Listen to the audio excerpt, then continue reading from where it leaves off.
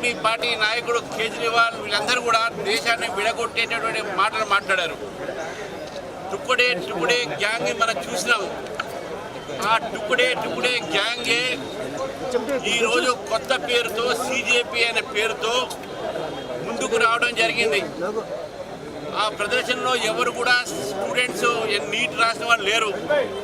అక్కడ వచ్చిన వాళ్లకు సగం మందికి నీట్ అనేటటువంటి ఏంటి అని కూడా తెలియదు.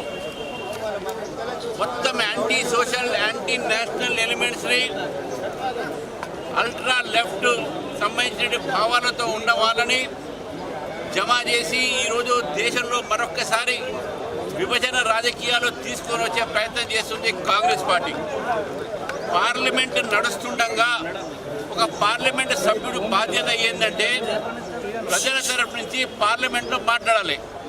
ఎల్ఓపిగా కూడా ఎల్ఓపి సంబంధించిన అంటే ఆయనకు ఆల్మోస్ట్ క్యాబినెట్ ర్యాంక్ స్టేటస్. ప్రజల్లో సమస్య మీద ప్రభుత్వాన్ని మాట్లాడటము, ప్రభుత్వాన్ని నిలబెట్టేటటువంటి యొక్క అవకాశం పార్లమెంట్లో ఉంటుంది. పార్లమెంట్ నడుస్తున్న సమయంలో ఎల్ఓపి పార్లమెంట్లో మాట్లాడకుండా ప్రధానమంత్రి గారి నివాసం దగ్గర పోవడం అనేది ఇది ప్రజాస్వామ్యంలో ప్రజాస్వామ్య ఒక పద్ధతికి విరుద్ధం అని చెప్తా ఉన్నాను.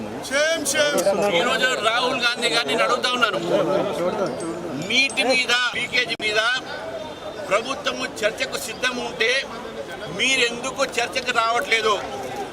మీరు ఎందుకు చర్చ కంటే మీ దగ్గర మెటీరియల్ లేదు కాబట్టి empty vessels make more noise లానే మీ మెదడులో ఏమీ లేవు కాబట్టి మీరు రోడ్ల మీద పడి ఏదో డ్రామా కోసము అట్రాక్షన్ కోసం చేస్తూ ఉన్నారు.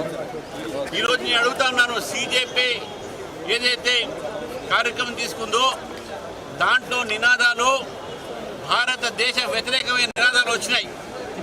ఆర్టికల్ 370 మరొకసారి ఇంట్రడ్యూస్ చేయమని వచ్చింది.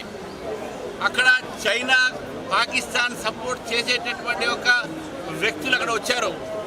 ఈరోజు వాళ్ళు సోనం వాంగ్చుక్ అనే వ్యక్తిని తీసుకొచ్చారు. గతంలో అన్నా హజారే గారిని ముందు పెట్టుకొని ఈ రకమైనటువంటి ఒక ప్రయత్నం చేశారు. ఇప్పుడు సోనం వాంగ్చుక్ని తీసుకొచ్చారు. ఈ సోనం వాంగ్చుక్ అనే వాళ్ళ ఫాదర్ ఎమ్మెల్యే కాంగ్రెస్. ఈయన దేశ వ్యతిరేకంగా మాట్లాడాడు, చైనాకు సపోర్ట్ చేస్తా అన్నాడు, పాకిస్తాన్కి సపోర్ట్ చేస్తా అన్నారు. ఈరోజు బంగ్లాదేశ్లో జమాతే ఇస్లామీ హింద్ అనేది అక్కడ పార్టీ సిజేపీకి పూర్తిగా మద్దతు పలుకుని చెప్పి ఓపెన్గా లెటర్ కూడా రాయడం జరిగింది. అంటే దేశ వ్యతిరేక శక్తులకు ఈరోజు రాహుల్ గాంధీ సపోర్ట్ చేస్తూ ఉన్నారు. ఆ రాహుల్ గాంధీకి బుద్ధి లేదంటే మన ముఖ్యమంత్రి కూడా బుద్ధి లేకుండా ఆయనకు సపోర్ట్ చేస్తూ ఉన్నాడు. ఇది దేశ వ్యతిరేకమైన శక్తులు ఇవన్నీ కూడా. కాబట్టి రాహుల్ గాంధీ గారు ప్రజాస్వామ్య వ్యతిరేకంగా ఈరోజు ప్రధానమంత్రి నివాసం ఎదురుగా చేసినటువంటి ఒక ఏదైతే ప్రొటెస్ట్ చేస్తుందో కేవలం డ్రామా మాత్రమే.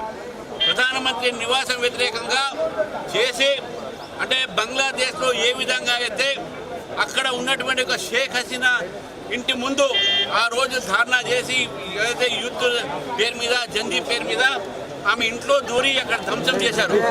ఇదే ఒక పని నేపాల్లో చేశారు. దీని వెనక అంతా కూడా విదేశీ శక్తులు ఉన్నాయి.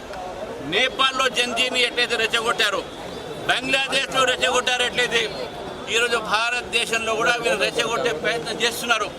కానీ నాకు పూర్తి నమ్మకం ఉంది, భారతదేశంలో ఉన్న యువకులు, విద్యార్థులు, దేశభక్తులు దేశం కోసం ప్రాణాలు ఇస్తారు. కానీ ఇటువంటి ఒక విదేశీ తొత్తులకు వీళ్ళు లొంగరు, వీళ్ళు వాళ్ళు చెప్తే వినరు.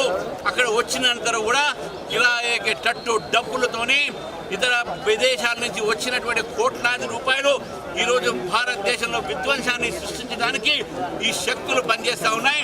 అందులో భాగంగా రాహుల్ గాంధీ గారు కూడా ఈరోజు విదేశీ యొక్క మాయలో పడి ఈరోజు విదేశీ ఏజెంట్లుగా ఈరోజు భారతదేశాన్ని ముక్కలు ముక్కలుగా చేసే ప్రయత్నంలో భాగంగా వీళ్ళు చేస్తున్నారు. కాబట్టి రాహుల్ గాంధీ గారు చేసిన పని ప్రజాస్వామ్యకు వ్యతిరేకం. కాబట్టి మేము కాంగ్రెస్ కార్యాలయాన్ని ముట్టడికి మేము బయలుదేరుతా ఉన్నాం.